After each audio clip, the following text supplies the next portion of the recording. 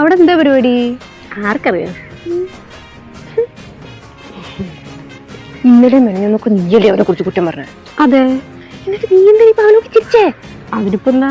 പിന്നെ ഞാൻ എന്തിനാ അവനോട് ദേഷ്യം കാണിച്ചേ?